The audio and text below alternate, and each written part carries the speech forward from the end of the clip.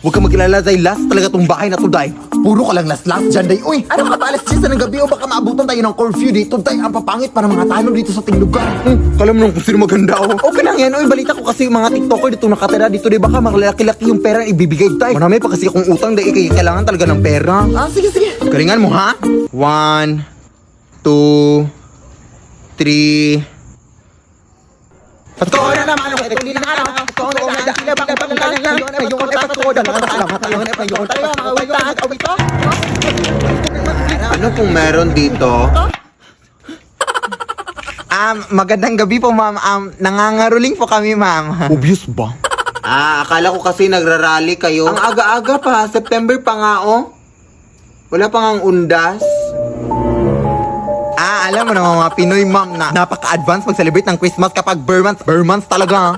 Ganun ba? Sige, pumasok na lang muna kayo dito sa aming bahay. Doon ko na ibibigay yung pamasko ko sa inyo. Hindi po pamasko yung hinihingi namin. Pera po yung hinihingi namin. Ay, pamaskong pera yung ibig kong sabihin. Ganun ba? Sige, pumasok lang muna kayo. Oo, umupo lang kayo dyan. At hindi ko pala nasabi sa inyo, meron din pala akong ibang bisita dito.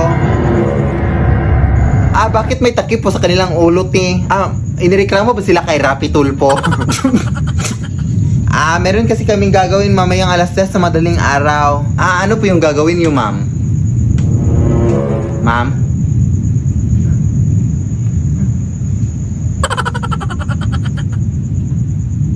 Pero actually, te, parang pamilya tong bahay niyo, te. Parang nakita ko na to sa Facebook at sa TikTok. Te? Wait, search ko, te, ha? Oo, si Philip Tarasas. Oh my gosh, idol na idol ko pala kayo, te. Oh my gosh. Pero, totoo ba itong mga doppelganger at mga aswang dito sa bahay niyo, te? Hi, bro! Diyos ko, magbayad naman kayo ng kuryente, ma'am. Ay! Ma'am? Saan yung napunta, te? Iwan ko.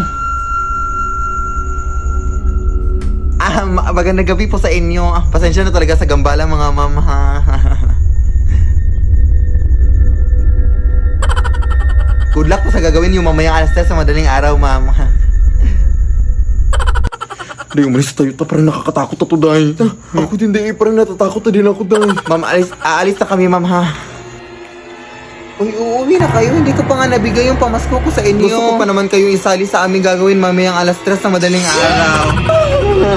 Kung gusto nyo man sa inyo na lang itong lahat ng pera na nakita namin, ma'am. Let's sing Merry Christmas and a Happy Holiday.